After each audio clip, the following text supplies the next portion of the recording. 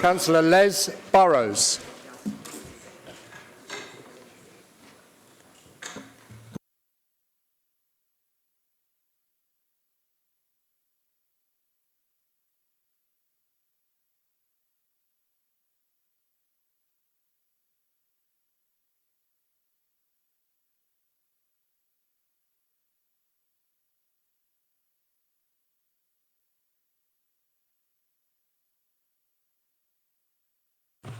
That's the sad news. I have some sad news. Members, some of you are already aware Councillor Richard Bassett cannot be with us this evening. I'm sure you will join me to express our deepest condolences to Councillor Bassett and his family following the recent loss of his daughter. It is also my sad duty to inform you that the former councillor of this council, John Markham, who was a member of the Loughton Residents Association representing the ward of Loughton St John's, passed away recently in Somerset, where he had retired to. John served this council from 2002 and despite his failing eyesight only resigned after 12 years in 2014. John will be sadly missed by his family and friends. Please join me in standing for a minute's silence in his honour. Thank you.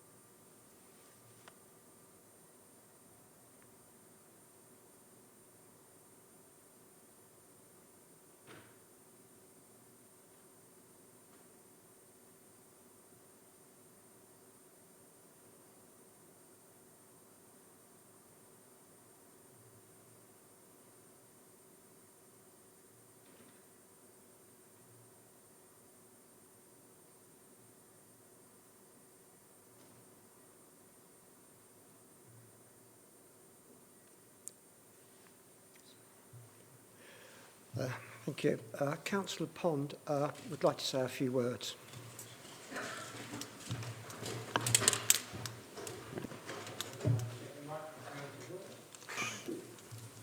Can you hear me? Yeah. Well, John was a likeably pugnacious character and councillor, and it's sometimes said that the LRA is a home for ex-Tories. Well, the lie is given to that by John Markham, who was in fact of a Labour background, though not in this district. In fact, his great friend on the council and in the LRA became ex-Conservative councillor Colin Finn, whom the leader of the group at the time called the Terrible Twins. So I think they had very strong views. John Markham was elected at the last time the district was re-warded in 2002, and he served through to 2014, as you've said. And you also mentioned his problems with his sight, which of course got steadily worse as the 12 years carried on. In fact, in the days that we all got printed agendas brought round by courier, and I personally regret the miss of, I find the miss of those, but John's budget papers were 2 times A3 boxes. The agenda was so long, and the officers very kindly arranged for John to have large print in his agenda papers, otherwise he couldn't see them. His place of retirement, choice of retirement place, was Portishead in Somerset, and apparently that was dictated by the location of a large Morrison's near his house. He had some commodity he always wanted to buy in Morrison's. When he gave us an instructive take on canvassing, Mr. Chairman, because not only could he not see the canvassing sheets supplied by our ever assiduous LRA agent, But there came a time when he couldn't see the number of the house either. And that, I think, led a number of LRA members to question the utility of canvassing in Loughton St John's ward. But he will be much missed. He carried on through a great deal of adversity with his eyesight, and he was a good councillor representing his constituents. And with that, Mr Chairman, I think I'll sit down. Thank you very much for that, Councillor. Councillor Murray. Thank you, Chairman, and I'm so pleased that we're paying tribute to John tonight. I knew John long before he became a district councillor, because we both had a very keen interest in all things athletic and all things Woodford Green Athletic Club, so I've known him probably almost my entire life. As Chris said, pugnacious is exactly the right word to use for John. He was a good councillor. St John's is a very different ward than I've ever represented, and it's probably part of Loughton that I know the least about.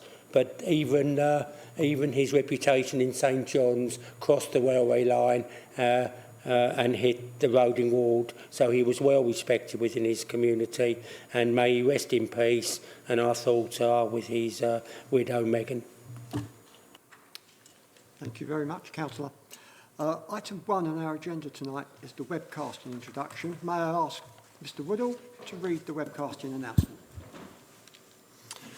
Thank you, Chairman. The Chairman would like to remind everyone present that this meeting will be filmed live or recorded and uploaded to the internet and will be capable of repeated viewing. Therefore, by participating in this meeting, you are consenting to being filmed and to the possible use of those images and sound recordings. If any speakers on Microsoft Teams do not wish to have their image captured, they should ensure that their video setting throughout the meeting is turned off and set to audio only. Members are reminded to turn on their microphones before speaking and turn them off when they're finished. Thank you, Chairman. Thank you. Item 2 on our agenda is apologies for absence. Mr Woodall, do we have any apologies for absence? Thank you, Chairman. Yes, we have. We have apologies tonight from councillors Bassett, Shalal Holden, Hadley, Jones, Lyon, Owen, Parsons, Pugsley, Sharif, Holly Whitbread and Williamson. Thank you very much, Councillor Kaufman. Thank you, Chair. Also apologies from Councillor William Kaufman. Thank you. Thank you. And Michael Owen. And Councillor... Can I give apologies for Councillor Alan Lyon as well?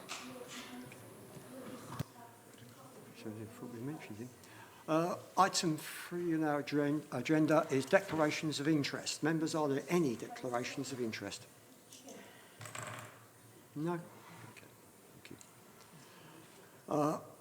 Item 4, members, is the minutes of our previous meeting held on the 20th of February 2025 are not available and will be agreed at the next full council meeting in May. Is that noted?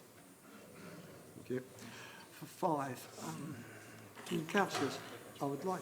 Chairman, announcements. Yes. if no one else is going to ask a question, could I ask why they're not available? Yes, Councillor Woodall, would you like to answer that? Not Councillor Woodall, please. Don't swear at me like that. I apologise. They're not available, Councillor Murray, because I'm on the process of just finished drafting them. They'll be drafted by the end of this week and they'll go out to comment to the Chairman, Vice Chairman and senior officers, and then they should get published next week. Thank you very much. Councillors, I would first of all, announcements this is. Councillors, I would first of all like to thank those of you who joined me back in February for a quiz night.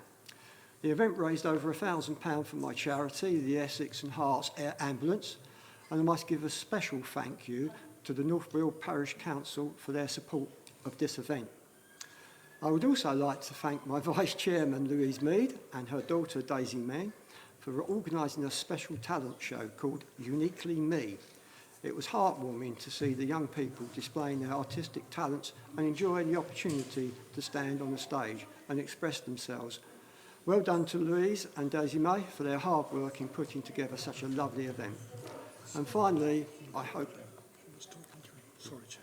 Just public. Excuse me, members of the public, could you please quieten down? You speak about the Bell Hotel then? Right, I'm giving you... I will give you one chance to be quiet, silent. If you are not, I will have you removed. Come on then. Pause the meeting and we'll get security. Okay, right. Okay. I'm going to pause the meeting and please we'll get security.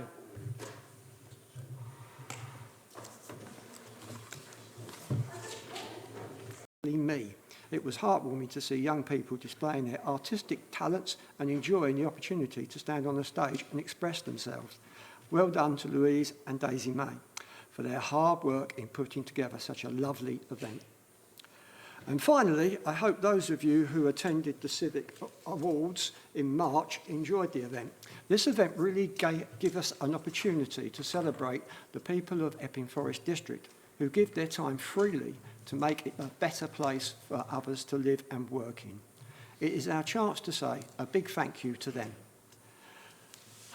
Right, item 6 on our agenda is... Chairman, a little paragraph you want me to do.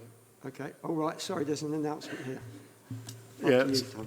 sorry, it was just to make councillors aware that the chairman agreed to a request to waive the call-in rules on the grounds of urgency for the decision made by the Cabinet to support the draft Essex interim submission for local government reform at the special meeting held on the 19th of March 2025. Thank you for reminding me of that, Mr Woodall. Item 6 on our agenda is public questions.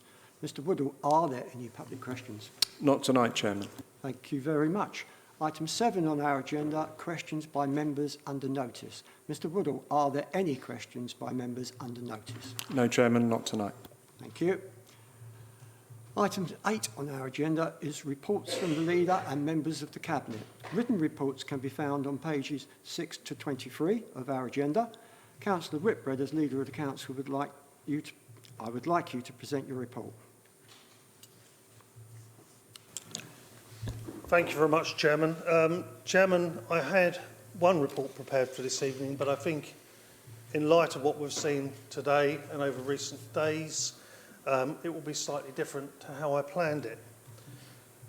Members, we're living through really pivotal times for local government in Essex, and particularly for us here in Epping Forest as well.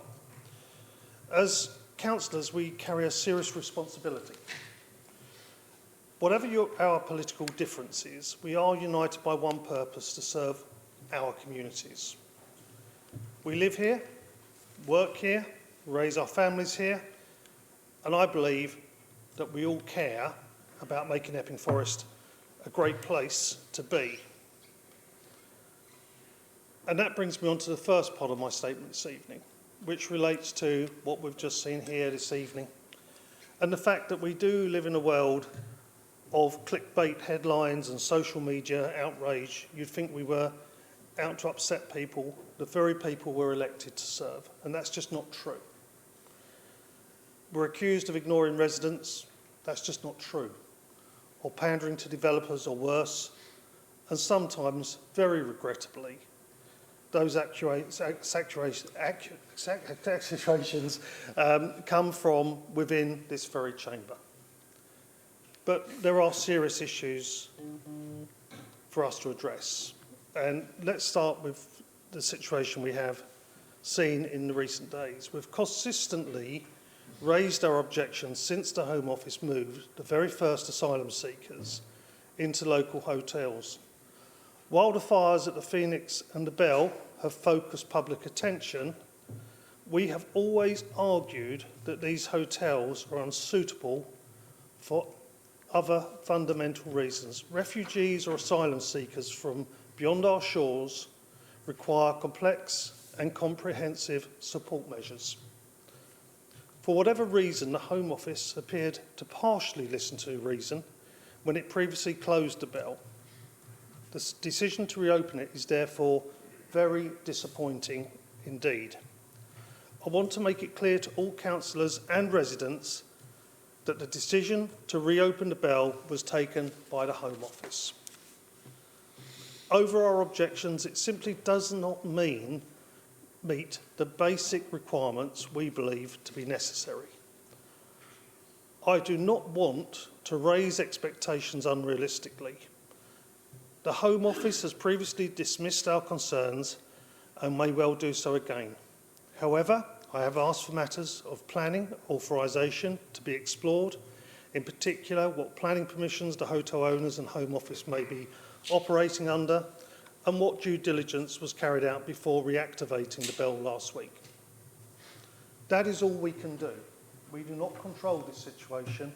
We can only use the powers at our availability, and we are doing that, and we will continue to do that. And we have, on behalf of residents and councillors, raised our concerns.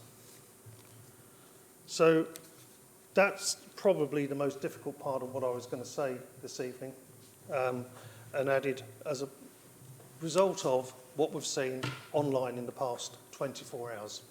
And some of it on what we would class as the Premier news outlet and some of the comments that have arrived on there. So we have to deal with that all the time. We may not always agree on how, but we all want what is best for Epping Forest. That means making tough decisions, often unpopular ones. Our job isn't to chase applause, it is to do what's right for the long term, even when it's really difficult and hard. A good example of that is the South Epping Master Plan. Yes, it's faced criticism, and I understand why. None of us are cheerleaders for development, but the truth is simple. If we don't plan for growth, we lose control of it. The consequences are children and grandchildren priced out of their own community, our greenbelt exposed, developers calling the shots, and central government stepping in, as they very nearly did earlier this year when we had to make changes to our planning committees. And of course, we are still under threat of that today, as the level of appeals are standing against us. So we really do face that threat of government stepping in to control our planning position. Rejecting the Epping South plan might have felt good in the short term, but the long-term cost is high. That's not leadership. The local plan isn't perfect. You've heard many people in this chamber say time and time again, there is something for everyone to hate about the local plan. But it's the best tool we have to decide what gets built and where. It gives us a strong defensible position to protect what matters most. We can't pretend at all we can just say no and carry on as before. The Labour government's new MPPF makes it clear they want more homes delivered faster than ever before. And they don't share our care or understanding of this district. And if we don't step up, they will. And we'll lose our voice entirely. That's a real risk. And then another issue which has been on all our minds in recent times, and has been a matter for this council to discuss quite rightly and debate fully, has been Cottish Yard and the leisure centre. Now, it's obviously been a clear area of debate, and so it should be. And yes, it's been controversial, but it has enabled something Epping has waited over 50 years for. A modern, state-of-the-art leisure centre with a swimming pool. The first public swimming pool Epping will have. If we add to that, if we hadn't built the new sports centre on the site we chose, it wouldn't have been in Epping, because it would have meant building on the green belt, which has previously been rejected. And so this was the last chance to build in Epping a new sports centre. Some said we didn't need a new leisure centre. I disagree. I've spoken to children, parents and grandparents, and they're very excited by the prospect. They want a place to swim, stay active, enjoy quality facilities close to home. This is a long-term investment in local health and well-being, promoting healthier lifestyles for everyone. Now that the car park is back under EFDC stewardship, we're focused on managing it to support the high street and enhance the surrounding space for the wider community as we plan for the future. The alternative would have probably been putting it out to private management and led to higher charges for parking. Then I move on, of course, to the big challenge of today, which is devolution and local government reform. And we had our first meeting of our portfolio holder advisory group the other evening, and it was good to be joined by councillors to discuss the starting point of what is going to be a very long journey. And I know Councillor Pond and myself from a county council perspective are already only too aware of the amount of work that will be required to get this done. This is our chance to reshape how we serve our communities, delivering more effective, efficient local services for our residents. But again, we have to remember this is through government legislation. If we don't get on and do it, government will do it to us. Personally, I want to shape the future, not have the future shaped for me. And I'm sure that's the feeling around this chamber this evening. As members will be aware, Essex County Council, Southend-on-Sea and Thurrock have been placed on the government's devolution priority programme, setting Essex on a path towards substantial reform. This includes the potential creation of new unitary councils and a directly elected mayor for Essex. There was the controversy over the cancellation of this year's county council elections. But what's the point of elections to a body that won't exist in 12 months? In 12 months' time, Essex County Council will become less and less important as the new mayor takes on the reins and the combined authority becomes a reality. At a time of financial hardship, it would be hard to justify spending over £2 million on elections only to have to spend the same money again in a year's time. While details are still emerging, the government has expressed a preference for unitary authorities of around 500,000 residents, which could result in 2 to 5 new councils across Essex. To ensure proper consultation and keep the process on track is the priority right now. This is a moment of significant change and a real opportunity, the chance to create a much better form of local government. We've all seen the weaknesses over time, and we've all said to ourselves many times, wouldn't it be great if Essex Highways was West Essex Highways? Wouldn't it be great if things were a bit closer to our residents? And I know then there'll be voices that say, but that's taking it away from the people. To have a unitary council of, say, West Essex takes away from the people, but it won't, because we've got strong towns and parishes across Epping Forest and across other parts of what could become our unitary. But we will also look at shaping new community committees, which will reflect Epping Forest or reflect Harlow, and will have the ability. But that's up to us to shape the future. That's part of that big vision of what would a unitary look like? How will we make it work for us? But the only way we're going to get this right is together. So let me be clear, I'm not endorsing any particular structure at this stage. What I want and what I believe our residents deserve are the facts, sound evidence, and a firm commitment that whatever emerges from the process will serve the best interest of our people into the future. And that's why I'm particularly grateful to the cross-party work that we've started doing, and I am committed to being open and transparent with the information that comes to hand so that we can work together to make sure that we get the right future for local government. And what I would say, just in summing up, and I don't often make these type of speeches at full council, we are at our best when we work together. We won't always agree, but if we remain focused on outcomes rather than headlines, we will deliver for our residents. a note of caution.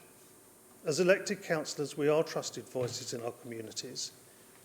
It is essential that we stay well informed, stick to the facts, and avoid spreading confusion or speculation. I heard one ridiculous piece of speculation that Epping Forest was going to become a London borough. Don't know where someone got that from, but obviously someone who doesn't attend this council on a regular basis. So let's move forward, calmly, confidently, honestly, and with a shared sense of purpose. We all care deeply about one thing, and that's Epping Forest. We're not here for popularity, we're here to do the right thing. Bearing in mind what we've seen this evening, we need to do the right thing. Thank you. Thank you very much, Councillor Whitbread. Are there any other Cabinet members who would like to add a verbal update to their written reports? No. Oh, okay, Councillor Matthews. Chair, if I could just note a small typo on mine. I'm sure all members were eagerly awaiting my report and reading it, but I will admit Mr. Councillor Clive Amos was the first to fire an email in my direction to see if I'd transported myself into the future or not. And so I would just confirm that the car park did transfer from Qualis to EFDC on the 31st of March and not May. I would also, you see in my report, the report on the improvement with the grounds maintenance service. We've now gone to the full year, and I can report that that's improved even further on those findings. So the three categories are grass cutting, hedge cutting and overall satisfaction, and we've improved on grass cutting from a 50% satisfaction to 84%, on hedge cutting from a 47% to a 73%, and on overall satisfaction from 42% to 71%. So I've just put on record my thanks to Ben and the team and all the guys and girls on the ground that are doing the work on our behalf, and it's really good to see that positive step forward. Thank you. Thank you very much, Councillor Matthews. Anyone else? No. Okay, thank you. Item 9 now on our agenda is questions without notice. I will allow the usual 30 minutes for this item. May I ask those wishing to speak to clearly indicate their intention by raising their hand? And can I ask that you are brief and to the point when asking your question? If you have more than one question, your second question can be asked after councillors have spoken. That way, everyone who wishes to speak will have a chance to speak. Thank you.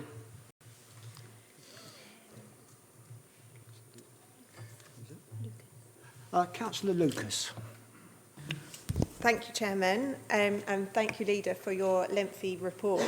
But I do have a question for the Leader, which is, can the Leader please provide an update on how the Council is investing the UK Shared Prosperity Fund and confirm whether any initiatives have been considered specifically to support our high streets and local businesses? Councillor Whitbread.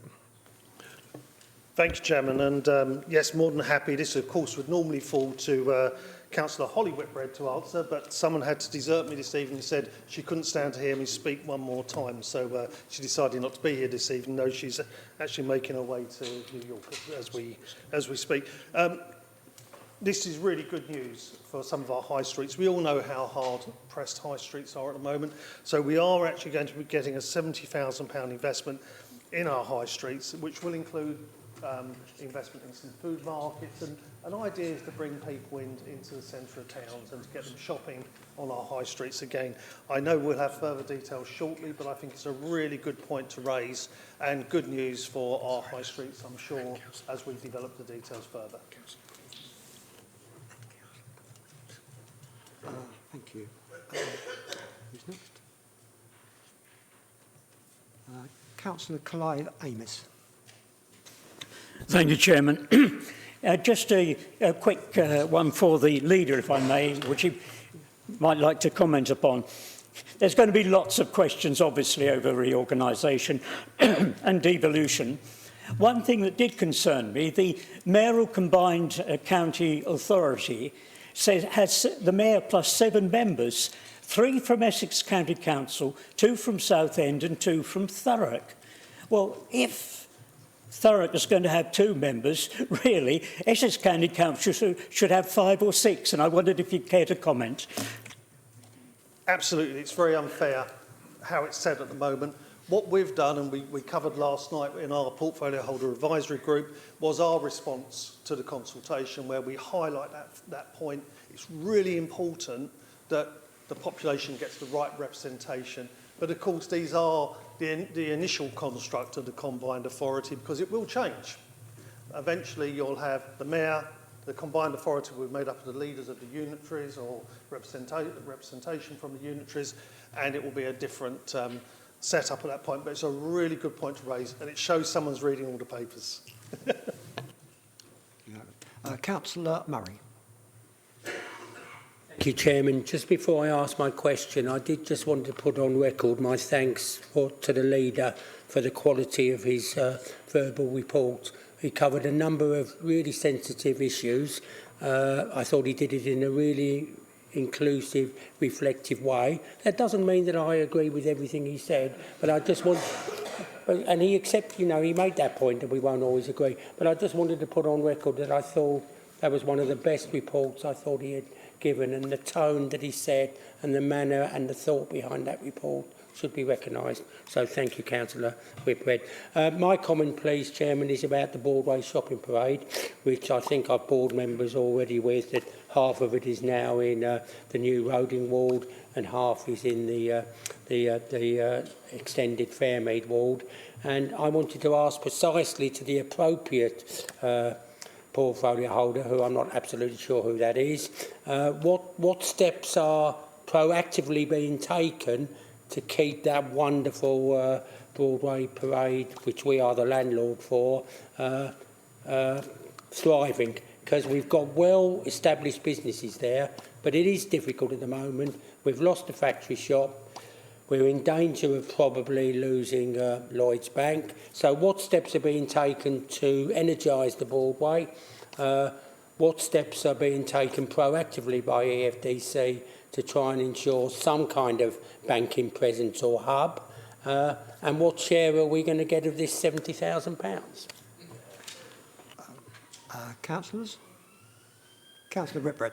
Yeah, thank you, Chairman. I may hand over in a moment to Councillor Matthews as well, because obviously he has the estates part of this. And Councillor Murray, I agree, sometimes it's good. The challenge that we have between us across this chamber is really important to local democracy and is a good thing. With regards to the Broadway, let's talk about high streets generally at the moment and the struggles that some of our small businesses are facing.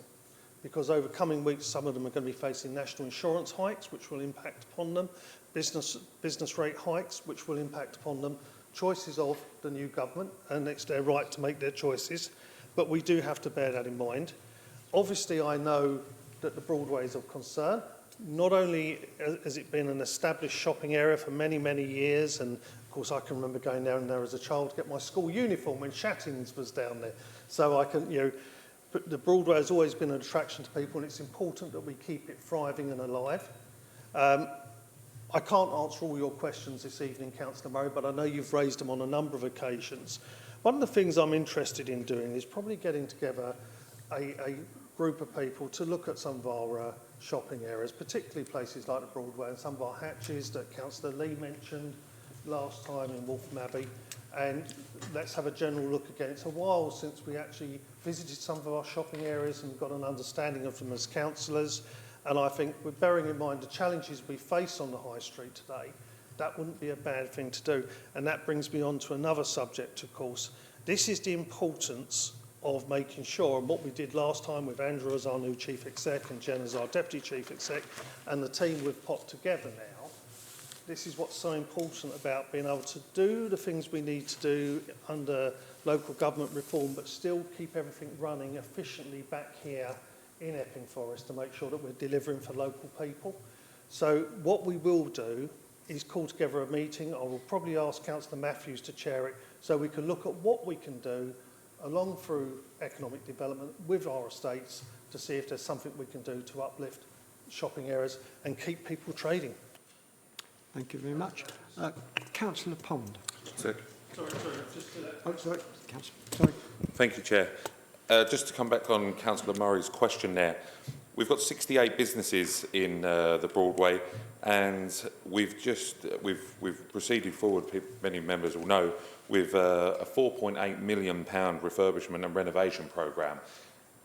These businesses, when we looked at the costings and we had the consultants telling us, you know, how the costings were going to be distributed amongst businesses, what likelihood they would be able to sustain these costs, businesses were facing £23,000 bills each. So really serious numbers. And we reviewed and we had a lot of discussions, and I fought very hard to ensure that these businesses didn't have to pay that at all. So each one of those businesses didn't have to pay £23,000. This council made the decision to be able to support them, support businesses through difficult times that we're in now. And, you know, we're a pro-enterprise, pro-business council. We want to see these areas thriving. And we made that decision, which I am very, very proud to stand by. And I think that's served the businesses of the Broadway exceptionally well. And I look forward to the renovations being completed and really driving a new sense of energy to the Broadway, because, as Councillor Murray knows more than anyone, it's a fantastic area that this district should be incredibly proud of, and its role within my portfolio, I'm exceptionally proud of it, and I really think we should do everything we can to support the businesses there, and hopefully they have a prosperous future. Thank you, Councillor Matthews. Councillor Pond. Thank you, Chairman. I have two questions, one of which is to the leader and follows on from his statement, much of which he knows I agree with. But can I just ask him if he agrees with me that his somewhat disparaging statement about Essex highways may not be entirely merited. I won't hear a word against them this week because after only a period of 2 years and 3 days, they have caused the street lamp outside my house to shine forth once again. My other question, Chairman, is a more serious one to Councillor Balcombe, and that is about the rollout of the blue-lidded wheelie bins. Is it the intention of the administration and TVS that no side waste will be taken alongside the blue-lidded wheelie bin, or will residents still be able to put out particularly cardboard boxes, etc.? Thank you, Chairman. Balcombe. Thank you, Councillor. Yes, the blue bins will be rolled out, as you know, June or July. The idea is that everything goes in the blue box, and it has been proved on some of the earlier trial periods that by breaking the box down instead of putting it in the bag as a complete box, it gives you a lot more room. So the idea is, but at Christmas we will be collecting stuff from the outside. Thank you very much, Councillor Balcombe. And Councillor Pond, you've used up your 2 questions.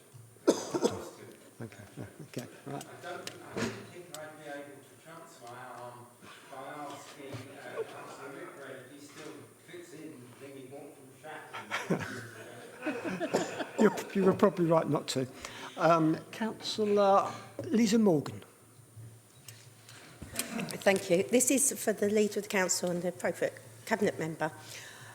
Can you tell us, in the cost of living crisis, we've had a huge increase in people using food banks, food pantries, free food for all. It's come to light that we are looking to get rid of some of our allotments. Can the councillors be assured that EFDC are now looking to try and get people to use their allotments in a grow your own produce and things? Because I know in Chigwell we've had an increase. We have about 22 people on the waiting list. So it's not something that we should shy away from. We should be encouraging people to grow their own. And we all know we have people from the Health Authority here and appropriately will tell us the actual benefits of growing your own food rather than having things out of tins. Thank you.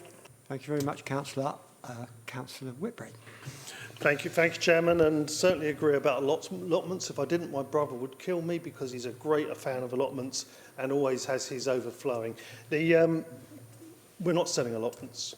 What I think the councillor is referring to is a report that came to Cabinet about Pearls Lane, that was about the transfer of Pearls Lane and to deal with the a legal technicality on a very old site that was no longer used as allotments from many years ago. And I'm sure Councillor Murray's nodding, he probably knows more than I do, but it's not something that's relevant. It wasn't allotments, it's just a technicality, and it's something we had to do, but it's not allotments. Thank you, Councillor Whitbread. Councillor Wiskin. Thank you, Chairman.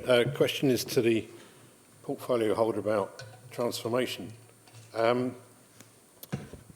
It's in the report, there's allusions to staff absence, staff vacancies, and the head of ICT and interim role leaving. ICT is very important going forward.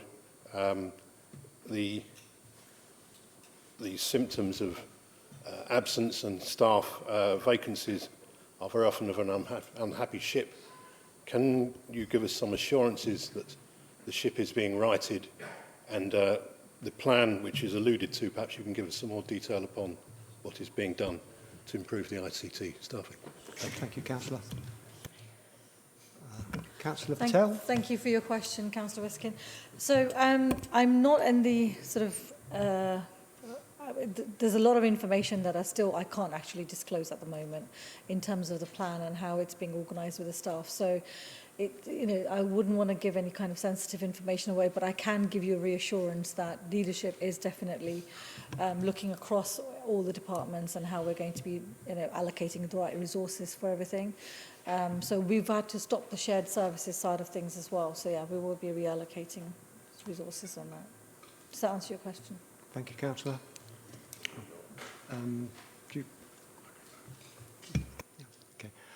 Councillor Janet Whitehouse. Thank you, Chairman. My question would have been to Councillor Holly Whitbread, so it'll be to the leader instead. It's about the corporate communication peer review. I just wondered whether that included communications with members, because there is room for improvement in that. I see in the report here that it says the staff will in the future receive fortnightly updates from the senior leadership team. It'd be very nice if members also got that report and other information that's relevant. On the same sort of theme, we're told that Chris Hartgrove has left. I'm very sorry to hear that. He was one of the few officers who came regularly in person to meetings, so we got to know him. And he's just disappeared, and we've not been able to say goodbye to him and thank him for all his work. This happens too frequently. It used to be that departures were put in the members' bulletin. It suddenly stopped, and when I asked why, I was told it was GDPR. I cannot see why, if the officer agrees that he would like, or she would like, their leaving to be announced, that it should be. Phil Hawkins' colleague put around an email to say he was going. We had the opportunity to sign his card, to contribute to his leaving gift, to go to his leaving party if we were available. And that's the sort of thing we used to do. But the relationship between officers and members is just, it's not building in the same way because many are remote and we just don't hear about things. On the same theme, could you please be told when new senior members of staff come? I see we've got some new member coming. Was it IT? I'm not sure. But, we're not told who they are and what their background is as we used to be. So could we please improve communications on that? And finally, I was very concerned to read about the digital inclusion programme, that was coming to an end. And I was really pleased later on to see in Councillor Patel's report that, in fact, more funding has been got, because it's really important. Thank you. Thank you, Councillor. Councillor Whitbread. Thank you, and thank you, Councillor Whitehouse, because I agree with what you're saying. I think you're right. I think we do need to improve our communications with members. It's not something that came out of the communications review necessarily, but I think post-pandemic and during the pandemic we let some things slip as a council, and I think it's really important that we do communicate better. And we have been we've been really stretched over the past 12 months, as you know, with the Chief Executive being off ill, and Andrew and Jen have stepped up, and along with the team, the management team, have done a brilliant job in guiding us through, but it's meant some things haven't happened that you'd like to happen, purely because we just haven't had that capacity. And you're right, we have got some new people joining us now. You'll see we've got a new 151 that we'll hopefully appoint at the end of this evening, which is really important to us to keep the ship going neatly. We've got some changes that have happened. Some of it's because of the budget positions that we've found ourselves in recent times. But, you know, there's a really good news story out there, and I think it's really important that it gets communicated to members as well. Andrew and Jen have been doing a really good first-class flog, I'm getting into the modern terminology now, to members of staff that's also available to members, which has been brilliant to keep them posted. I think one of the things you always used to ask for, Councillor Whitehouse, and I think it's something we really need, is a flow chart telling us who fits where, and Andrew and Jen and myself have already spoken about that. So there's lots going on, but you are spot on. We need to get that communication right. We need to be talking to each other as members. We need to get back to what we were good at, even in these pressured times that we were good at pre-pandemic. Thank you. Thank you. Councillor McCann. Chairman. Questions for the... lost my screen. Questions for the Cabinet Member for contracts. So we've all seen recent media reporting concerning reports of huge piles of litter piling up on the streets of Birmingham. Can the Cabinet Member provide an update on the performance of our TVS waste services and reassure residents on the current state of waste collection services in Epping Forest? Councillor Balcom. Thank you, Chair. Thank you, Councillor McCann. Where do we start? Well, I'm pleased to say that TVS, we have a good relationship between our employees and the unions. TVS is part of the EFDC family. Being solely owned by the council, the benefits are there for our employees as the council and for the TVS workers. The benefits and opportunities include the 2% pay rise, only things like that. So we do look after our workers. I'm also pleased to announce that we've made 2 appointments in the last few weeks at TVS. The first one being a new managing director. It is Rosa Tanfield, who joins us from Colchester, a very experienced person, also been on the board helping set up the new company, so she's got a history from the very beginning working with us. Secondly, we have appointed a new chairman of the board, and it's Councillor Josie Lucas. I don't think I need to explain who she is, I think you all know. Going on to the performance, we've now been running 6 months. Average weekly first-time collection, including the Christmas period, is an amazing 99.95%, which actually means we only miss, at the highest point, 100 bins at the moment a week, and we are cleared by the Friday evening, Saturday morning, so we are totally caught up. As you're aware, there will be new changes to the blue bin. That will be being rolled out June, July. Remember that recycling should be put out in the normal manner, because we're not going to change any of the routes at the moment or the times, but your waste should be out by 6:30 a.m. because that's when they start collecting. So some dust carts are not in the way of children going to school, things like that. We're trying to get around those roads early. The recycled blue lidded bin, you will be able to put in, and I've got to read this because I can never remember, glass bottles. No, it's actually in the report, glass bottles, and you can keep the lids on jars and things like that as well. You don't have to separate them. Food tins, drink cans, clean paper, cardboard, shredded paper, etc.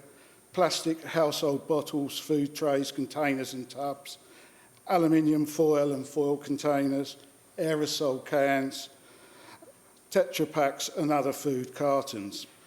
There will be some information going out. You know, the normal coat hangers that come out every 6 months telling you your delivery dates, that will have all the new information on it as well, and they will start going out shortly. We are being generous. Residents can keep their old blue boxes for storage or whatever, but if you don't want them, please put them out with the general refuse. Thank you very much, Councillor. Sorry, Chairman, is it all right if I came in just on a point? Because it was a very crucial point that Councillor Balcombe did mention, and from a public health point of view, actually what we've seen in Birmingham is a complete travesty, because it's led to significant amounts of disease and rat infestation. And I think the key point that I see from our TVS success story is actually the fact that 99.95% is a really phenomenal performance, and it was only a few years ago that we had problems within our district with poor performance from Biffa, and it really is a testament to Councillor Balcombe and the officers involved in getting our waste collection right. I didn't want to miss the opportunity to highlight a quote that a resident sent out to me when we shared the story of the blue bins. And it was that in Birmingham, when residents have voted, they voted Labour, and quite literally they got rubbish. Thank you, Councillor. Councillor Bromwich. Thank you very much, Mr. Chairman. I echo a lot of what Councillor Murray said with the leader's remarks. I think that your comments about civility in politics were spot on and very much necessary at this moment in time, and we can see the effects of what happens when that gets too acute. And in remarks to your comment at the beginning, Mr. Chairman, thank you very much for organising the very successful Thornwood Charity Quiz Night, and thanks to the Vice Chair. It was nice to have be joined by the Team LRA, Councillor Baldwin and others, and to see some of the, well, we'll call it the leadership team as well, who might not have won, but I think you might have won the jazziest shirts award. But I think we did quite well on the tube questions, the London Underground questions. And my question particularly relates to sustainable transport, and I believe that would be for Councillor Williamson, but he's not here tonight, so it'll be to the leader in that case. When North Weald Station closed 30 years ago, most people understood why. It served just 80 passengers a day, and our village had a population of just 3,000 people. But we're living in a very different reality. Today, North Weald is home to over 5,000 residents, with our village set to expand dramatically with at least 1,050 more new homes. Now, in a survey I conducted last year, 80% of residents in North Weald supported reopening the line from Epping to Ongar for commuter use. Put simply, North Weald wants its commuter train line back. In January 2020, the government launched its £500 million Restore Your Railway Fund, inviting councils to commission feasibility studies into reinstating closed railway lines, reversing many of the beaching cuts. Yet from the information I've received, Epping Forest District Council did not respond to this invite. So my first question on this is, why did the council not take up this chance to explore the reopening of the Epping-Ongar Railway through the Restore Your Railway Fund?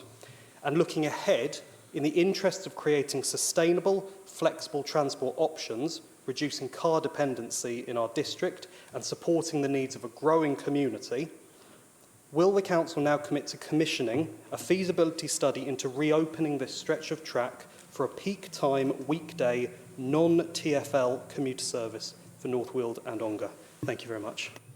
Thank you. Councillor Chris Redbread. Thanks, Chairman. And first of all, on the quiz evening, that was a difficult one, but the wine on our table was probably the best. Didn't help with the question answering, but the wine was good, yeah? And I blame my daughter for getting the questions wrong, not me. The North Weald, that's been an issue for many, many years. It's been rumbling on ever since Glenda Jackson and her major acting role shut down Epping to North Weald, to Ongar, Blake Hall, and it was a real loss to the community at the time, but it was hardly ever used. I think in all my years of living in the area, I only used it once to go and visit school friends in School Green Lane, so I used it once, it took forever, never used it again. And that was the problem, single track railway. The real problem you've got now, of course, it's in private ownership. So we can't apply for government monies to look at it because it's in private ownership. The other problem is now, the train actually only goes up to the Stonard Till Bridge because of the way the track works. So to bring it back into usage really isn't feasible. I know through the local plan process, of course, there's a lot of talking about the local plan about modal shift in order to get people off the roads in cars and into buses and other ways of getting themselves around. Always been sort of an interesting one to me, how you get people out their cars. You can't uninvent the motor car. But I wish there was something we could do about the railway, but it won't ever happen at the moment. I think we'll have to look at alternatives through bus routes and such as time goes on. But we certainly have tried over the years, and we've campaigned over the years, but it's just not a goer. We don't own it. It's not in any form of public ownership, none of the land's under public ownership, and it's just a single track. And I believe now that single track is more likely to be used to keep the capacity up to get into London from Epping. At the time, though, what was more shocking, if Glenda Jackson had had her way, I believe the train would have been shut, Loughton would have been the end of the tube. And you imagine the impact that would have had. Thank you very much. Councillor Dodds. Thank you. Thank you, Mr. Chairman. Can I just add something to that? I think actually Councillor Whitbread has answered most of the things I was going to say, but I was chairman of Ongar Neighbourhood Plan Community Group when we were doing the neighbourhood plan and worked very closely with the manager of Epping Ongar Railway, and I reiterate, it is in private hands. It's also, the owner is a historic railway enthusiast, and one of the other issues is that the capacity, because there's no parking anymore at, I know there is at North Wheel, but none at Ongar. And the way that people work these days, they're not 9 to 5 so much, so the capacity again is quite difficult. And as Councillor Whitbread said, it is a single track with one passing place. That is the issue, and I think it's most unlikely that a rail enthusiast for historic railways is ever going to want to sell it or make it in that way. Thank you. Thank you, Councillor. Councillor Rose Brooks. As we're all aware, there's just a growing problem as rents are so high, particularly in our area, of families being evicted. I refer to page 22 of the report. This is to Councillor Kesker, really, that of some new promising initiatives that extend, I think single people particularly, we know are rather, how can I word this? I think it's much harder for single people if you become homeless because you're not a priority. And the pods that we put at North Weald in the grounds of Norway House were very much appreciated. But it also mentions that there's going to be some new initiatives, not just to individuals, but to couples, families and disabled ones. And can we know a bit more, Councillor Kesker, about that, please? Councillor Kesker. Thank you, Chairman, and thank you, Rose. I don't have any more information on this at the moment, but I will speak to the communities team and get a suitable answer for you as soon as possible, possibly in the bulletin or even directly to you. Thank you. Councillor John Whitehouse. Thanks, Chairman. Yes, like others, I listened to the leader with interest and I agree with plenty of what he said, particularly unsuitability of hotels for long-term accommodation. I think it's fair to say with regard to South Epping would have preferred a different path, which is why we put amendments forward at the appropriate stage in the local plan and made the case of examination in public. And there was the option with the sports centre of putting it on the St John's Road site, which would have meant you wouldn't have had to build the multi-storey car park first. But again, that option was, people chose to change that plan. But the question I wanted to ask was of Councillor Balcombe. We've already heard a bit about the transition to the blue lidded bins, but I wanted to ask what's happening to make sure that we maintain the supply of clear sacks until they are no longer needed, because clearly this rollout is going to take, I think, up to 6 to 8 weeks based on the information in the you provided. we don't want to be in a situation which already happens from time to time where people can't, still reliant on sacks, can't get sacks from the shops they rely on. Councillor Balcom. Thank you, Councillor, for the question. Quite simply, the rollout will be done in areas. So we will be rolling out in areas by rounds, actually. So it will be a simpler thing. So we'll be just clearing an area at a time of bags. Yes, the bags are going to be used in other places. They will be collecting the bags back. But you are correct. At the moment, there has been a problem because the way the bags were being ordered, we do now have a stock, and they are manually going out and by TVS reps and putting them in the places for distribution. So it will just slowly calm away, and there shouldn't be a problem. Thank you, Councillor. Councillor Kaufman, H. Thank you, Mr. Chairman. At my age, I don't really like change. In fact, I abhor change.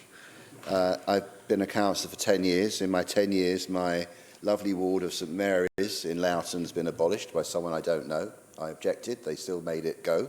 So I'm now part of St John's ward, an equally lovely ward. My heart sank when I heard about local government reform. I don't appreciate it. I was a big fan of the Localism Act, which actually was brought in November the 15th, 2011. I cheered when that came out. What it said was power to the people. It was decentralisation of government power to local people. It was empowerment of local councils. We are a very well-run council. It was a reform of the planning system, and it was to enable local councils to make local housing decisions. All of the things we cried out for. Now, what I'm seeing is, this will end up with a question, I promise, a situation where the public, there's a lot of apathy, a lot of people pointing fingers at us. They don't know what we do anyway, and now they're even more mystified about we are going to disappear. So the thing they complained about, they can't even complain about us because we won't be here. I don't accept that. I don't like it. People are saying, why are we not complaining about it? So the message that unless we do contribute to the birth of this new system, we will miss out has not been made to the public. The public don't understand why this is going on.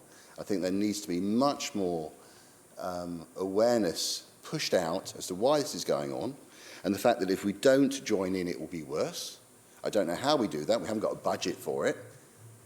But somehow we need to make it clear what's going on, when it will happen, and why. Because people are mystified about the loss of elections, what the hell's going on. Whereas they're right, they put us here, they now can't take us out, we're here for another year. They don't understand it. So we get sensationalism in various publications, which reflects badly on us. So I think my question is, and I thought Councillor Whitbread's initial remarks were very good, is can he reassure us that the tenets of the, I think that's the right word, of the Localism Act will continue somehow, that we local people will have a voice when we're joined up with I don't know who, some major authority somewhere else, where some faceless person is going to make decisions about our future. I don't like that. So I don't know how we're going to deal with that. I would really appreciate some help on that. And sort of finally, I think what's happened is some councils, not that far away from here, have been incredibly badly run. And I think we have been tarred with their brush. And I don't appreciate that. Thank you. Councillor Whitbread. Thank you, Councillor Kaufman. I think we're having a really constructive evening this evening, and we're getting some really good questions that are really helpful. And this is, in particular, is one of them. And like you, I've been around for an awful long time in this place, and 28 years myself, a lot longer for Councillor Murray and Councillor Morgan.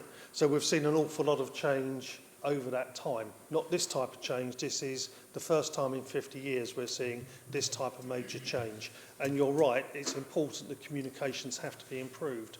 Not just improved to the members in here, but also to members of the public and to businesses and everyone else. In fact, I think we mentioned it last night when we had the Portfolio Holder Advisory Group. It certainly was mentioned in the 6 meetings I had yesterday to discuss similar issues around this. And it's all about communication and that needs to be picked up on, particularly around local government reform. The devolution piece and the mayoral piece, the government are currently doing their consultation and there is information out there. But I think it's really important that we get the message out. What is local government reform? As my daughter would turn around to me and say, Dad, no one's got a clue. When we're arguing over the dinner table, no one's got a clue what local government reform is. It is going to be a long road to it. The important part is how you keep localism alive within it. And yes, I get it. Say, for instance, we're part of a West Essex unitary. We don't know what will make that up yet. Not sure who the partners will be. Let's not start any hairs running. I can't see any way that we'll be joining with Thurrock. Yeah. So let's kill that one before someone in this room tries to put that rumour around. Let's deal with that. But what we will need, and I think it really does come down to the unitaries, because they will be sovereign bodies and they will be responsible for setting up some of what they do themselves, but there'll be good advice out there. And I believe that you will need some local community committees so that they'll reflect Epping Forest, Harlow, whoever, Uncle Tom probably. But the best thing we've got, some of the strength we've got, and you're lucky in Loughton, you've got a really good parish council, town council in Loughton that's got good governance around it and is able to deliver. Other councils are really good. There's some really good small parish councils out there. I think of Matching, I think of North Weald, I think of Ongar. I see some really good councils as I go around the parts of the district. And I think they've got an important role to play as well. But of course, what we've got to do to make sure they can play an important role is they've got the policies and governance in place to enable them to do that. And that's going to be really important. But there's a long way to go. We don't know all the answers yet. I certainly don't know all the answers yet. But it's good to be on the journey. And I know what you're saying, but it is important that whatever happens, Epping Forest has a strong voice there, and we're shaping it. Because actually, you're right, we are a good council. We've got many things right. There are a lot of councils failing. And we have seen the challenges of finances here, haven't we? Look how tough the budget process was this year. In the future, that will get tougher and tougher and tougher. We won't be getting any increased grants from government. We're relying heavily now on that council tax and our revenue streams to keep the show on the road. And it's getting harder and harder to deliver on the things we want to. We're an aspirational council. We're bold. We've done things that perhaps we shouldn't have done, like Councillor Murray said, but they bedded down well in the end, like our own community police people that we've now had to give up. That's how tough things are getting. Local government reform will help us to hit the reset button, and the chairman's telling me to wind up. Thank you very much, Councillor. Councillor McIver. Thank you, Mr. Chairman, and I'm grateful I heard the ding dong. Yes, so I promise I will not make a speech. Mr. Chairman, I'd like to first of all agree with all sentiments of the leader's statement and thank him for it. We're a fantastic council. I agree with that. Our bins are collected. Our local plan protects our green belt. We've got new sports centres. We've had Waltham Abbey not too long ago, Epping on the horizon. I'd love to know why we've voted to abolish ourselves. But my question to the leader is, and he touched on it in his report, can the leader confirm that he will oppose any deal that will see any part of Essex in its current form, including Southend and Thurrock, that he will oppose any deal that would see any part of Essex become in any way part of London in a political sense? I think it's a fantastic opportunity to commit that. Councillor Whitbread. Chairman, I've said it once, I've said it twice. We're not up for a London borough, and I think that's very clear. We've really got to stop people running away with the rumour mill. It's important that if you read the white paper, you look at the documentation, the government talks about the basic districts as building blocks. So whether it's us, Harlow, Uttlesford, Braintree, they're the building blocks. That's what you're looking at. You're not allowed to go cross-border.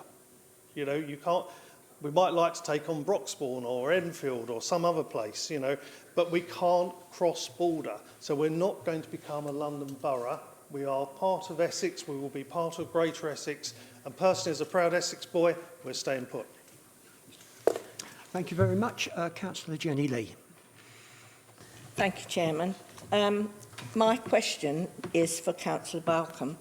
Now, I understand there will be some areas that will not be able to accommodate another bin.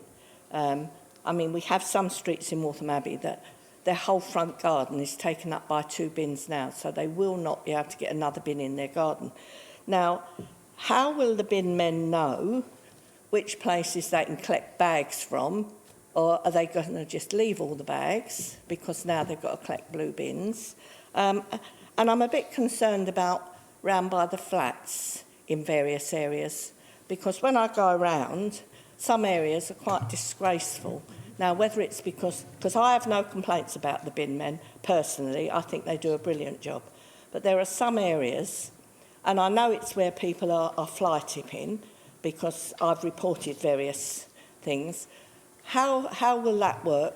There's not going to be extra bins round by the flats, well, or is there going to be extra bins round by the flats? Because at the moment, you've got, I suppose, green bins and black bins and tons of black bin bags all over the floor. So how will that work?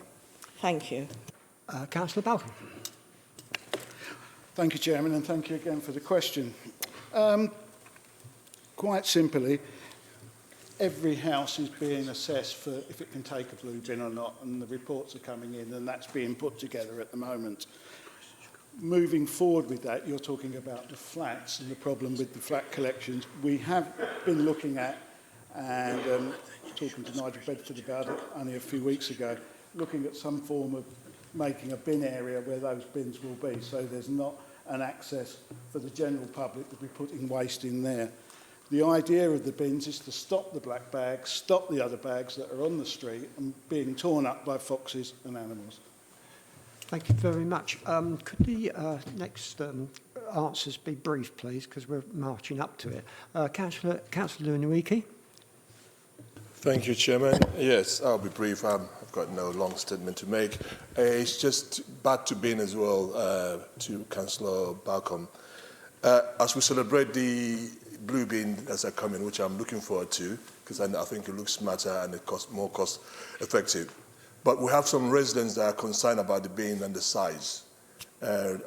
This was brought to my attention by a resident in my ward that was concerned about it because she's a single elderly lady living in a small flat and she don't produce a lot of waste.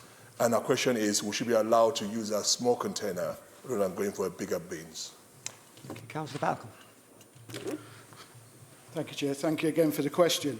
Quite simply, as I said, it's all being assessed, and that is how we're working out. There's going to be 3 sizes of bins, and I can't remember the size of them off the top of my head, but there will be 3 different sizes of bins. Flat areas will have a general bin, so it is all being worked out at the moment, and that's why it's taken us like 12 weeks to put it together. Thank you very much. Councillor Rackham. Thank you, Chair. Firstly, I'd like to thank the leader for his very humbling words this evening.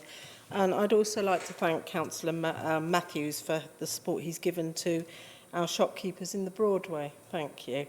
Back to the Broadway, I'd welcome any ways that we can raise the profile of the Broadway shops and attract new shoppers. And I'm sure that my 2 ward colleagues here would love to be involved in any opportunity for us to get funding for any initiative that we can place in the Broadway going forward. Thank you, that's it. Thank you. Councillor Matthews. Thank you very much, Councillor, for those kind words, and I'd be happy to meet with all councillors. Perhaps if we all just share a bit of time together, put our heads together, we'll come up with some good ideas, I'm sure. So, yeah, we'll make contact on that. Thank you. Thank you very much. Now, councillors, we move on to item 10 on our agenda, which is the anti-fraud and corruption strategy, which you will find on pages 24 to 51 of the agenda. Can I ask, please, Councillor John Whitehouse to present the report? Thank you, Chairman. Yes, this comes to the Council each year for approval, and the relatively few changes from the strategy that you approved last year. The changes that do exist are picked out in bold underlining. It covers both sort of proactive fraud deterrence and reactive fraud investigation. Perhaps one thing I'll highlight that came up at the Audit and Governance Committee was that every single right to buy application is looked at, because clearly that is not just a big financial asset lost to the council if it is lost to the council as a result of fraud or error, but it's also lost to the people who need that housing. And there's been a surge of that this year in advance of the changes to discount arrangements. So that's been a particular priority of the fraud team. You'll see there's a reference on page 40 to one officer who's moved post and one we heard earlier who's been retired, so that will need to be updated. But apart from that, I'll invite questions and comments and ask you to approve the strategy subject to that updating. Councillor, do you have any questions or comments on the strategy? Councillor Murray first, I believe. Yes, thank you, Chairman. I hadn't intended speaking, but it was based on what we heard tonight. I'm pleased to hear that that area is getting a focus, because nationally it's a well-known area for possible fraud. Can I just ask, is the focus coming from the fact that nationally it's seen as an issue, or is it coming that they think that there actually is a real issue here within Epping Forest? Councillor John Whitehouse. Well, I mean, the fraud team assess the risks of overall of where fraud is most likely, and they take account of national trends as well.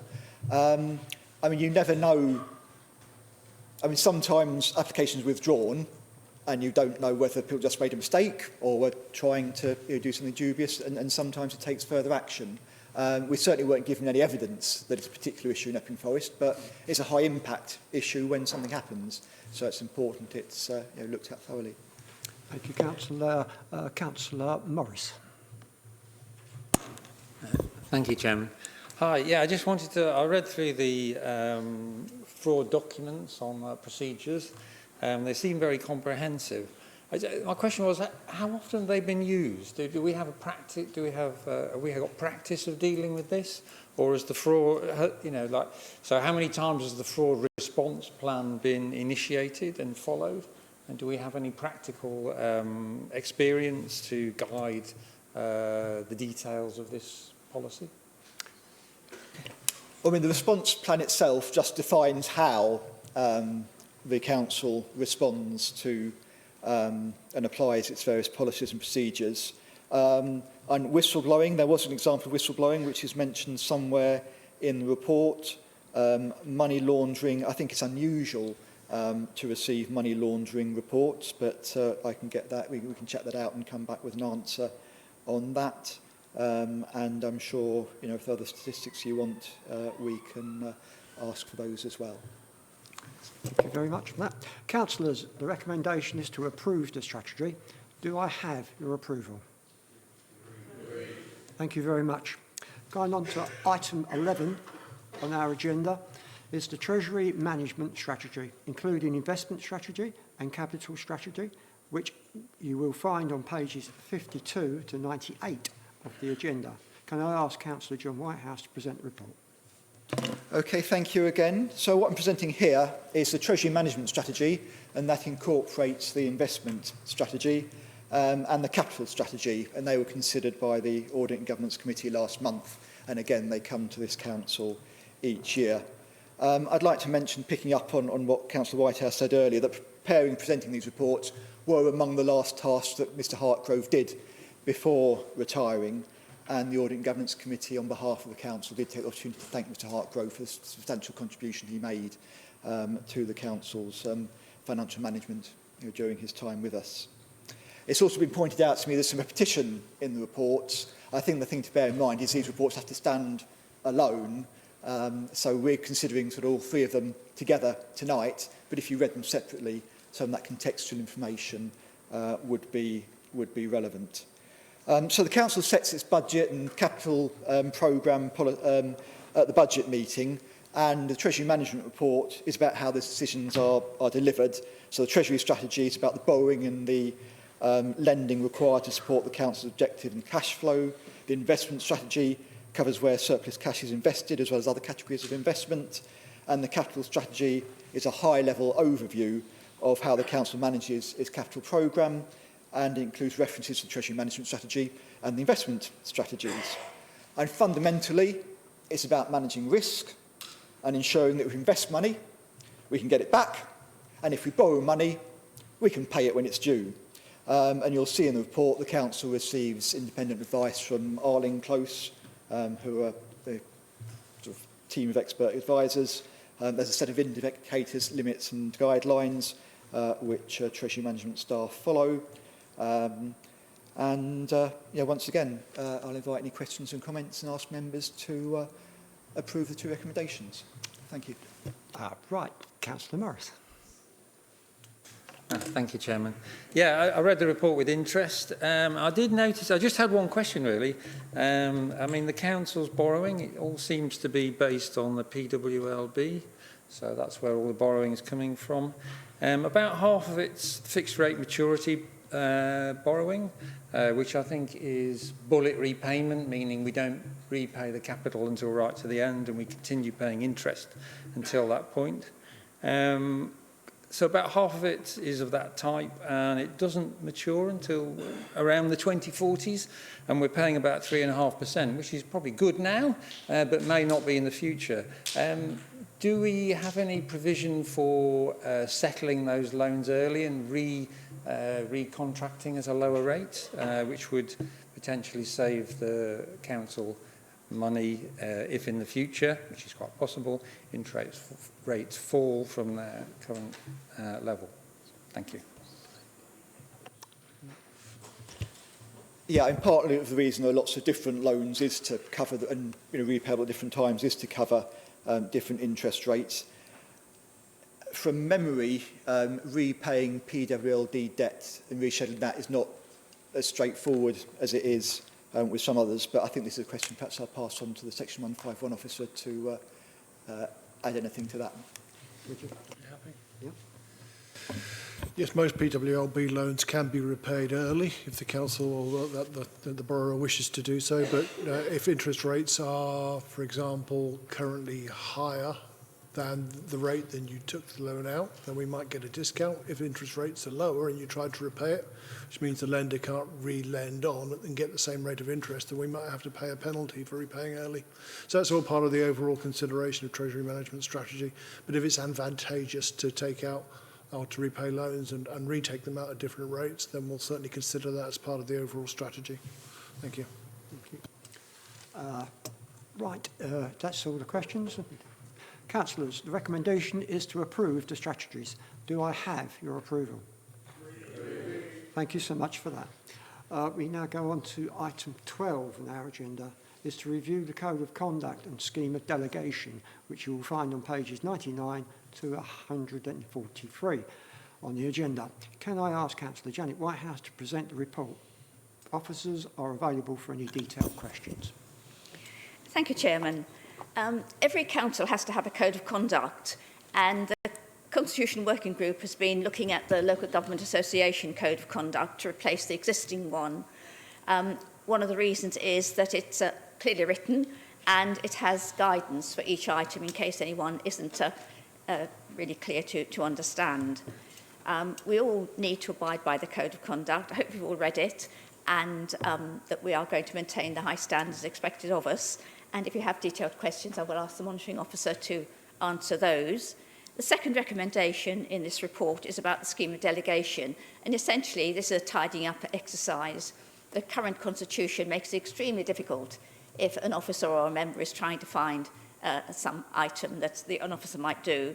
So it's putting it now under each officer's role. Should be much easier to see. And also all the names of the officers will be removed and just posts will be put in. That will mean that we don't have to keep updating it to take out officers when they change. So basically just a tidying up exercise. But if you have any questions, please ask. Thank you. Any questions or comments? No, lovely.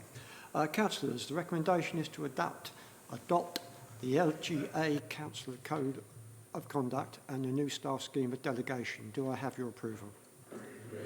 Thank you. We're going on to item 13 now on our agenda, is to propose layout and principles of the Constitution, which you will find on page 144 to 147 of the agenda. Can I ask Councillor Janet Whitehouse to present the report? Officers are available again for detailed questions. Thank you, Chairman. As you'll know from previous reports from the Constitution Working Group, we're on a long journey in making the Constitution a simpler document. It's very difficult at the moment to find your way around it. So this is laying out principles that we're putting to you to underlay the new layout of the Constitution. So I'd just like to draw attention to Section 2. Those are the headings that we want to structure the Constitution under. And on page 146, unfortunately, the draft document that came to the working group has been put in error. So with the minutes, the updated document will be attached. But again, basically a tidying up exercise, but your comments on making the document more simple for you would be welcome. Thank you. Any questions or comments? Okay. Councillors, the recommendation is to approve the proposed layout for the Council's Constitution, the principles of the Constitution and the removal of certain documents from the Constitution. Do I have your approval? Agreed. Thank you so much. Right, I think... Chairman, with your permission, I'll excuse myself from the next item, item 14 on the agenda, declaring an officer interest. Thank you.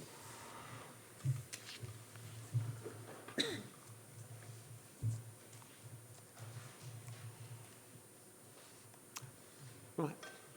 Councillors, the item is 14 on our agenda and is the appointment of returning officer and electoral registration officer, which you will find on pages 148 to 149 of the agenda. Can I ask Councillor Chris Whitbread to present the report, please? Thank you, Chairman. I won't keep members too long. This is obviously a part of the exercise we started at the last full council, appointing a new chief exec. Obviously, when we do have elections, and we never know when they'll turn up, do we? We do need a returning officer, and this report sets out the arrangements for that and the position of Mr. Small. Thank you. Okay, right. Councillors, do you have any questions or reports on the report? I'm stuck now. Councillor McIver. Thank you, Mr. Chairman. I just would like to say I think it's a fantastic choice and an absolutely appropriate choice. I think Mr. Small has done a fantastic job in his role so far, and I think it shows that we did the right thing at the previous meeting. And I'd also like to just say that I think his professionalism and calmness in a crisis is exactly what you need from somebody that could be dealing with what can be a very stressful situation, which is multiple elections at different times, which we no doubt in the foreseeable future will at some point be enduring. So I think it is a fantastic option for the council. Thank you. Anyone else? Right. Councillors, the recommendation is to approve the appointment of the acting chief executive of the returning officer as the returning officer and electoral registration officer for the district. Do I have your approval? Thank you so much. Councillors, item 15 on our agenda is the revision. They're all disappearing. Of our agenda is the revision of date of annual council 2025, which you will find on page 150 of the agenda. Can I ask Councillor Chris Whitbread to present the report? Thank you, Chairman. As set out within the report, the date is going back to, I think, what was the original date of the 22nd of May. I had a shock when I first heard that, because I thought, is that the date I'm going to see Bruce Springsteen or not? So, but it's not. It's okay. so I can make the 22nd, and I'd ask members to agree the new date. Right. Councillors, do you have any questions or comments on the report? No? Right. Councillors, the recommendation is to approve the revised date of the annual council meeting for 2025. Do I have your approval? Thank you so much. Councillors, item 16 on our agenda is the appointment of the Section 151 officer, which you will find on page 153 of the supplement agenda. Can I ask Councillor Chris Whitbread to present the report? Thank you, Chairman. And moving on from the decisions we made at the last full council with Mr. Small becoming our new chief executive, we have to backfill the role of the 151 officer. As you can imagine, in these times of change across the local government spectrum, that is some task, and we had to move quickly because we need the capacity of our executive team to be complete. And we have been very lucky to secure Mr. Owen Sparks, who's already involved in the Essex system. As you can see from this report, I think he will be a first-class addition to our executive team. I recommend this report to you wholeheartedly. Thank you very much. Any questions? Right, thank you. Councillors, the recommendation is to approve the appointment of the Section 151 officer. Do I have your approval? Thank you so much. Item 16A is motions. Mr Woodall, do we have any motions? Not tonight, Chairman, thank you. Thank you so much. Item 17 is a report from Overview and Scrutiny Committee. May I ask Councillor Roger Baldwin to present the report? Thank you, Chairman. Yes, I was patiently waiting for my turn to come round there. Right, so since the last council meeting, Overview and Scrutiny have held 2 meetings on the 26th of February and the 25th of March.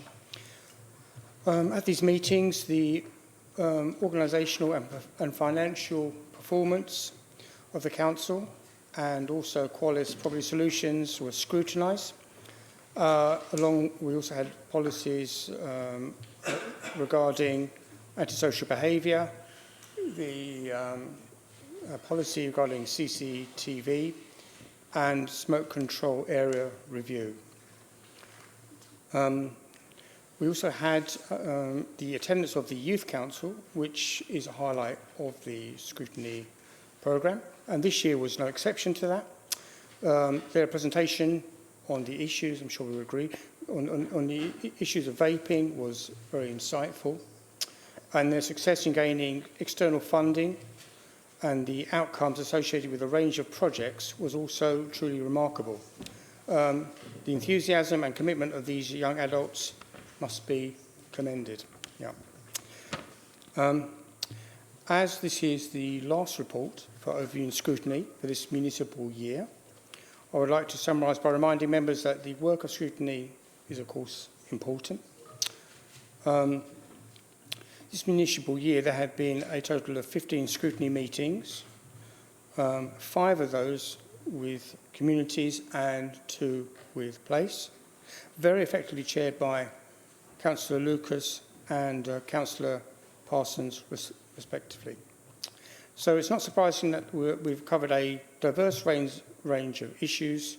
We had TfL, of course, everyone knows TfL was in attendance, and we did have a degree of success with TfL. I still think we are awaiting the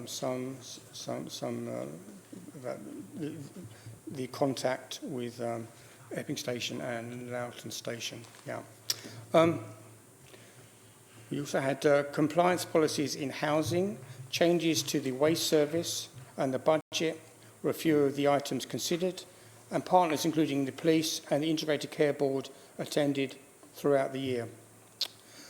Now, as has been discussed a lot this evening, LGR has emerged this year, and by the time of the submission set by the government did not allow scrutiny, scrutiny were invited to attend and address Cabinet when this was discussed. Scrutiny may have a role, or will have a role in LGR moving forward, and scrutiny will remain an important function. So with that in mind, I would like to remind members that they can propose items for inclusion in the work programme for the next municipal year, and as I always do, encourage members to consider attending future scrutiny meetings. So thank you, that concludes my report. Thank you very much. Councillor Chris Whitbread. Yeah, thank you, Chairman. I just wanted to say thank you to Councillor Baldwin and the whole of overview and scrutiny and the two subcommittees as well. I think they've done a brilliant job over the past year, and I think scrutiny really came to life this year. No disrespect to previous years, but it really came to life. I think the external scrutiny has been an added plus, particularly with TfL coming in. We might not have got the answers we like, we might not have got many answers at all, but they came in, and I thought that was really useful. And I don't think it can go without saying the important part they played in this year's budget. What was a very difficult budget, I think the scrutiny added an extra dimension to it. And I think it's very valuable to us, and I look forward to working with Councillor Baldwin as we move forward. There's a lot to do in the year ahead. There's going to be lots of times when scrutiny will be called on, and they do a first-class job, and I'd like to thank you for all the time that you spend doing it. Councillor Rackham. Thank you, Chair. Following on from the Leader's comments, I'd just like to give my thanks to Councillor Baldwin, who has been an excellent chair. Thank you, Councillor Baldwin. Thank you, Councillor Murray. Chairman, it's almost getting boring because there's a spirit of... but boring is good. My initial remark was supportive of what the leader said, and my final remark tonight is very supportive of what the leader said, because he was absolutely right, because I wanted to just focus on the fact that we have kind of changed our emphasis a little bit, well, quite importantly as regards ONS, to more internal matters as regards the council, and I think that has helped with decision making. I was going to highlight the budget. Absolutely right to have something like TfL in, because there's no one else who's going to pass on in a kind of organised way the complaints that people had. What effect it has is another matter, but it was important that we did that. But equally, we were right to focus on the things that we have focused on. And I also wanted to add my thanks to the manner and the style in which Councillor Baldwin has chaired ONS this year. Thank you, Roger. Councillors, if there are no more questions, can we note the report, please? Thank you. Item 18 is the joint arrangements and external organisations. Do any members have any reports they would like to present this evening? Thank you. Okay. Item 19 on our agenda is the exclusion of the public and press. As there are no items for consideration at the exclusion of public and press, I would like to take this opportunity to wish you all a safe journey home, and I declare this meeting closed at, I've got 20:47. Thank you. Well done.